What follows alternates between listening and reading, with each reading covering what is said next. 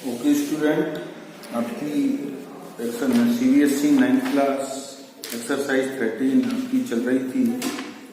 अब मैं आपको एक्सरसाइज 13.4 स्फीयर से रिलेटेड कुछ बातें बता रहा हूँ, थोड़ा ध्यान से देखें।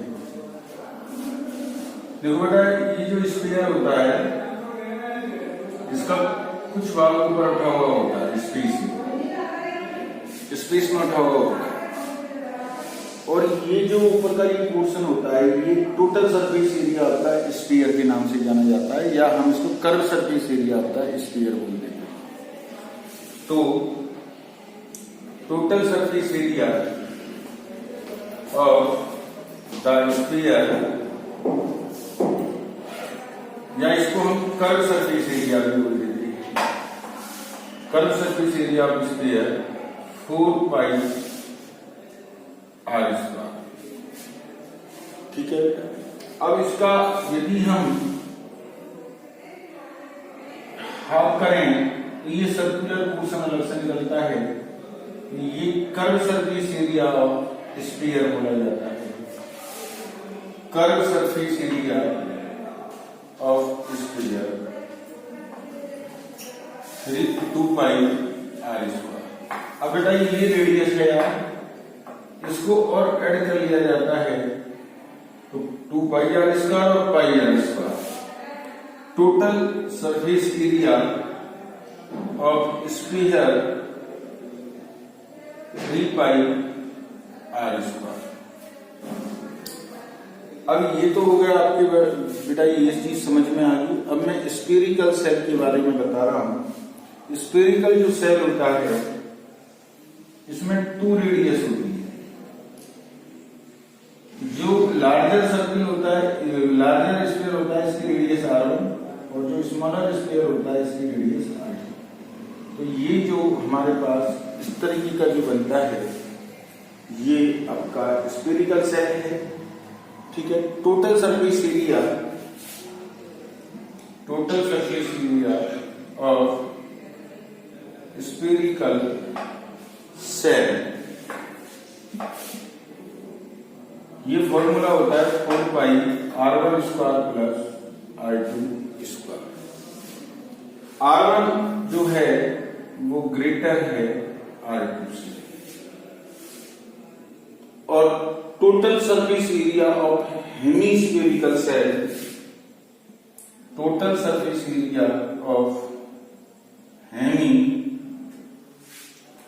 स्फेरिकल सेल,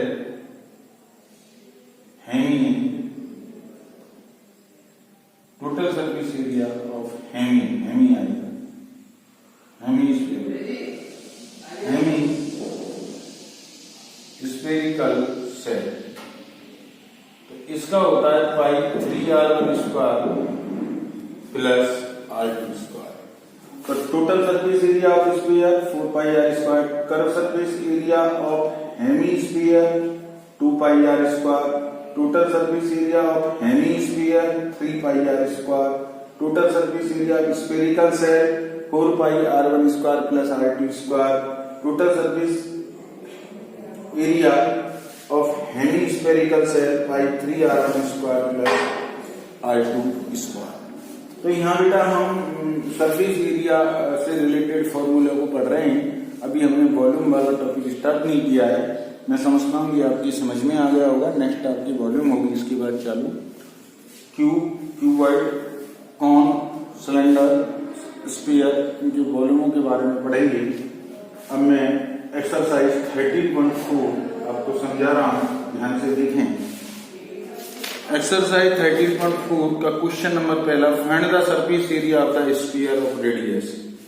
आपको रेडियस दी हुई है जैसे 10.5 सेंटीमीटर, रेडियस ऑफ स्फीयर है।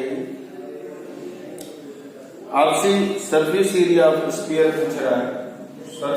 Total surface area of sphere 4 pi R square, ये फॉर्मूला लगेगा।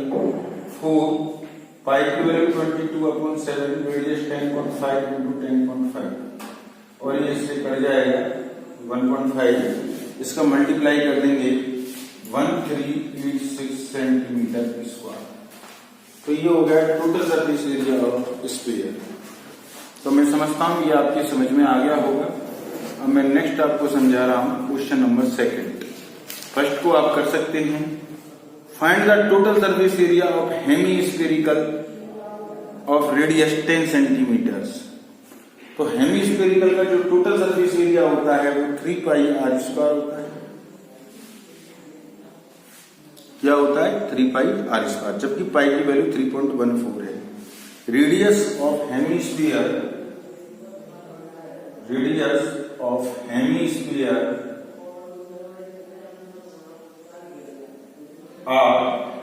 आपको गिवन है 10 centimetre. Total surface area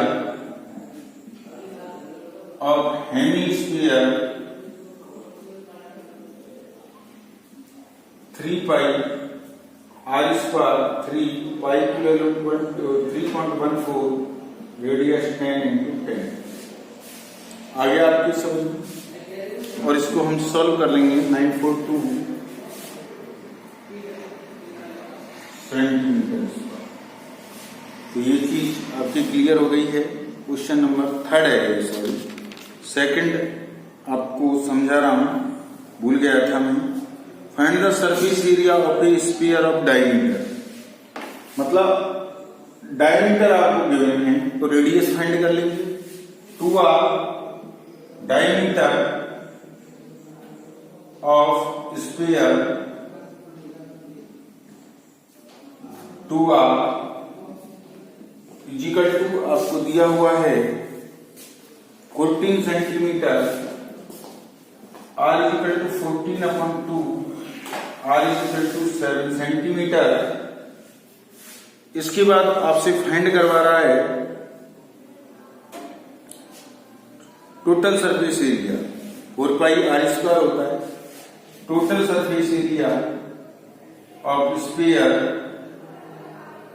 4 pi R square, 4 pi की वैल्यू 22/7, 7 इंटू 7, इसको इससे मल्टीप्लाई करके इससे काट देंगे, ये सेंटीमीटर स्क्वायर आ जाएगा। तो इस तरीके से हम क्वेश्चन सॉल्व कर लेंगे। तो पहला हो गया, सेकंड हो गया, और आपका क्वेश्चन नंबर थर्ड हो गया। इस तरीके से करेंगे बेटा, ओके। और बाकी का कल आपको पढ़ाएंगे।